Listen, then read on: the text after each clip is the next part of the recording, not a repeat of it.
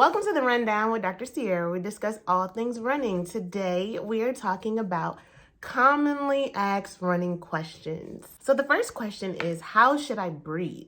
Well, you should definitely breathe from your diaphragm and not from your chest. That is very important. You should be practicing diaphragmatic breathing while you're running, and you definitely want to make sure that you are breathing in through your nose and out through your mouth.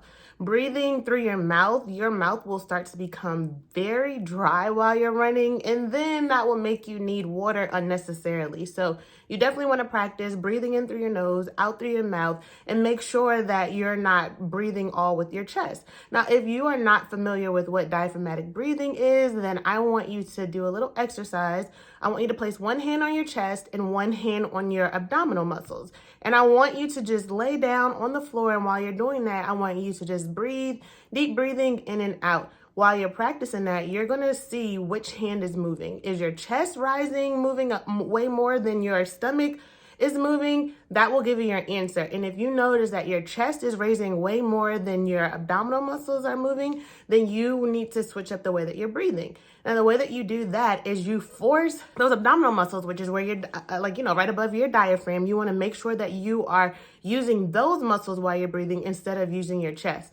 That more shallow breathing will definitely make it harder. You will be a more efficient runner if you are using your diaphragm muscles to breathe. So the next question is, what should I do if I get a side stitch? Now, if you are not an experienced runner, and if you've never experienced this while you're running, it is definitely very uncomfortable. It's when you're running and you just kind of keep feeling like a pain in your side, and it's like annoying while you're running because you're focusing on, running your mouth, making sure you're breathing, making sure you're doing everything else that you need to do while you're running. And then this pain just keeps bothering you on your side. So what do you do if you get that when you're running? I've experienced this many times, and I know the most logical thing would probably be just to stop running. But there's a way that you can avoid that. One way definitely is while you're running. If you feel that, I want you to focus a little bit more on your breathing. You want to take some deep breaths while you're running, and then you also want to slow down your running a little bit. This will give your body a chance to kind of recover. For whatever reason you're experiencing that cramp in your side and you want to continue your run. So just try to work on your breathing a little bit while you're running, and then slow down your run to see if that stitch will kind of go away. That way you don't have to end the run completely. So the next question is, do I eat before I run? Now, this question, I definitely want to make a disclaimer that I am not a nutritionist. However, I will give you a few points on what I believe would be safe for you to do while you're running. Now, just like any other exercise that you would do, you typically wouldn't indulge in a heavy meal before you go do exercise. One, because your food isn't digested, very quickly if you just finish eating. And then also it kind of makes your exercising a little bit uncomfortable. And you don't want it to be where you're working out and then you feel very nauseous and then you're vomiting. So what I would suggest is, if you feel there's a need for you to eat, then of course eat something very light. Now, what you're eating is going to depend on how far you plan on running. Now, if you're running a short distance, and I would say probably up until about 5 miles, then you may be okay with eating something light, drinking a little bit of water to make sure you're hydrated. Now, if you are an experienced runner and you are running 20, 25 miles or longer, you want to make sure that you are eating at least 1 to 1.5 hours before you go out for those runs, because you want to make sure that you have energy. You want to make sure you have enough fuel to make it to the end of your run. You don't want it to be that you are running out of energy because you didn't eat anything. So again, the shorter runs, you can probably get away with not eating anything, or if you do plan or choose to eat something, you can eat something very light. Now, like I said, if you are running for a longer distance, you want to make sure that your body has something in your system so that you have some type of energy while you are running. You want to make it to the end of your run successfully, and you don't want it to be because you didn't supply your body with anything to feed off of. So this next question that I definitely get asked a lot. I'm always asked this question. And the question is, should I run every single day? Now, again, this question definitely depends on your experience in running and your activity level. Now, if you are a novice runner and you're like, okay, I really want to get into this running thing, do I need to be running every day? But to answer that, the answer is no. you want to start off small. And I would say, when I say starting off small, I mean like 2 to 3 days a week. Get some practice in running. Feel how your body feels. You know, you need to get used to how your body feels after you go for a run. And you need to just kind of see and gauge how you need to make your running schedule moving forward. Now, if you're an experienced runner and you're like, oh, well, I run 6 to 7 times a week, then that's different. You have built up your stamina, you have great endurance, you're able to get through all of your runs.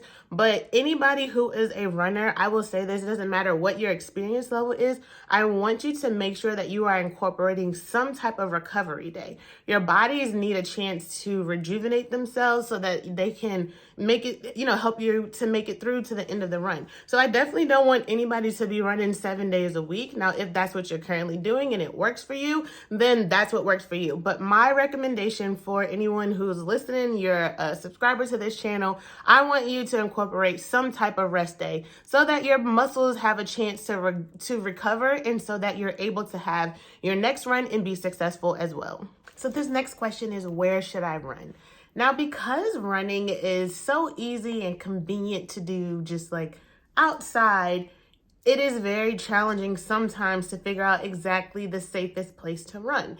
Now, one thing I will say is, if you have a park or a trail that is nearby, then I would definitely run on the trail where it's well lit. You definitely want to be safe while you're running. You want to run where there's a lot of people. You don't want to run where there's isolated place, and not that many people can see you. You want to make sure that you're visible to other people, and other people can see you. There's not an area where there's like a lot of animals. You just want to be safe while you're running. Now, if you don't live in an area where there's a park or a trail that is easily accessible, then you run in your neighborhood. Now, if your neighborhood, I hope, is safe, you want to make sure that you're running against the traffic so that traffic is able to see you. Now, if your neighborhood is not a safe place to run, then if you have the option of running on a treadmill, if you have a gym membership and you can run at the gym, you want to just, run somewhere where it's safe and somewhere where you can get your run in. So this next question, do I need to stretch before I run? The answer is yes. You actually need to stretch before your run, and you need to stretch after your run. It's important because you have to allow your body and muscle time to warm up, especially before your run. Now, I would encourage you to perform dynamic stretching before your run. So if you have a movement that you like to do, you want to make sure that you're just walking with it and it's not just a stretch in place. Now, when you finish your run, you can do the static stretches. You want to make sure that you are allowing those muscles to cool down so you don't get a cramp later. You just want to make sure that you are safe. So the next question is, does running build muscle? Well, it does. However, it will take a little bit more time. I mean, you have to think that running is definitely a cardio exercise. So more than anything, you're burning your calories, and then you will probably notice that you are toning up a little bit more. You may see a little definition in your legs and possibly in your arms and your abdominal muscles while you're running. But if you are looking to bulk up or, see a lot more muscle definition just from running, it more than likely wouldn't happen. It would just take a long time to see those results. So my suggestion would be, if you are specifically looking to see some muscles, you want to incorporate some strength training on your recovery days.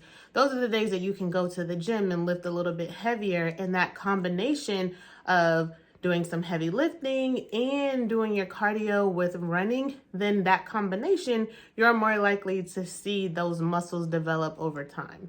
But if you're looking for a quick fix and you want to see those muscles pop out instantly, it's probably not going to happen just from running. You have to do a little bit more work. Now, one other suggestion though with running, you could incorporate a lot of hills and some sprints to, just try to beef up your runs and add a little bit different. Now, definitely running up the hills, if you do that on a consistent basis, maybe on days where you're working on speed and going up those hills, maybe you will start to see, some muscle forming in those calf muscles.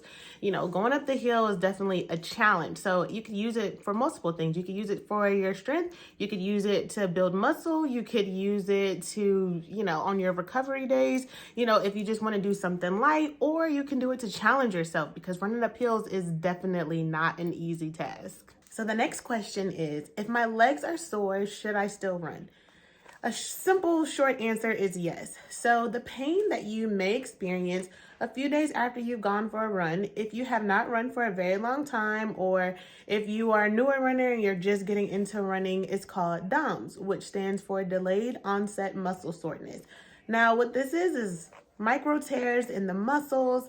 And although it is painful, it's kind of that process that you have to go through when you're starting to run or even any activity. You just have that soreness, and it's very easy to get discouraged because, you have this pain and you're like, oh, well, I have this pain in my legs. I don't want to go for another run. I don't want to make it worse.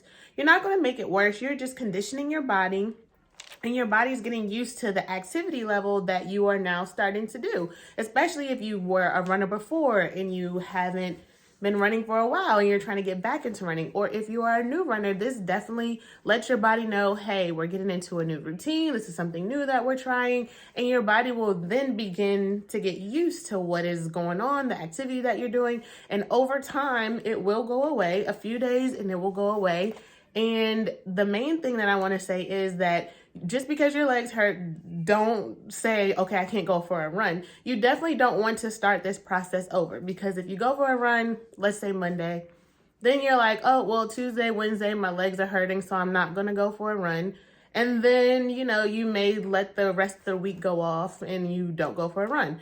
Then let's say it's next Monday. It's very likely that you're going to experience that same pain because you didn't continue to kind of get your body conditioned. If you keep stopping and starting, you're going to feel it every single time. Now, if you're doing it on a regular basis, then definitely you will not feel it, because I'm not saying you won't feel it. You won't feel it as much because your body is used to what you have going on with your routine and your exercise regimen. So I would highly encourage you to keep going, even if you do have that little bit of pain. It will go away. So the next question is, what speed should I be running?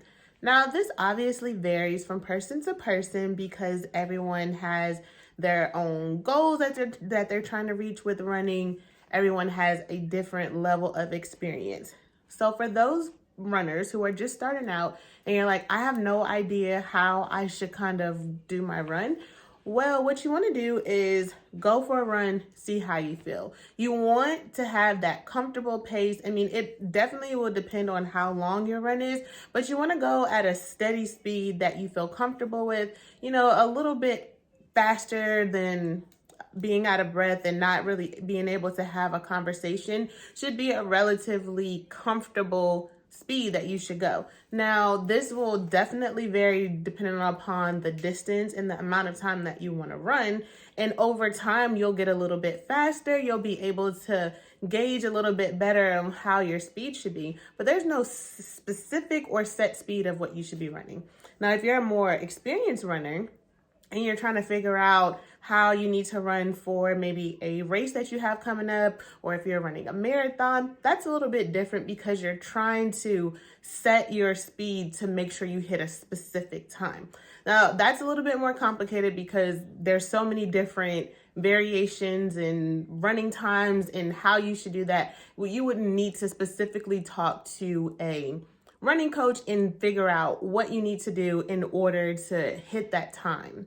So that one just varies a little bit differently. So those are just some questions that I get asked quite frequently, and I just wanted to provide some answers to some of the questions that you may want to ask, you don't have anyone to ask, or even if you are a more frequent runner and you just coming across those things and you're just like, I just want to see, maybe is this something that other runners are going through? And even if there are some other questions that I didn't cover today and that you have a question about, leave those questions down below and I will gladly answer them. But I also just want to know that if you are running and if you experience any frequent pain, or if you're just having an issue, don't be afraid to go see a physician so that they can properly diagnose you. And then if they give you a diagnosis of something that needs physical therapy or some type of rehabilitation, go see the physical therapist. It will not hurt you. It will only help you. You want to make sure that you address whatever problem that they talk about while you can. You don't want to wait until it's too late. You don't want to not be able to run at all. You just want to address it while you can before it possibly gets way out of hand and you aren't able to run for a while. Well, that is all that I have for you this week. I hope that you thoroughly enjoyed this video. Please like it and subscribe to our channel so that you don't miss any of our upcoming videos. And then we will see you next time on the Rundown with Dr. Ciarrah, where we discuss all things running. Happy running!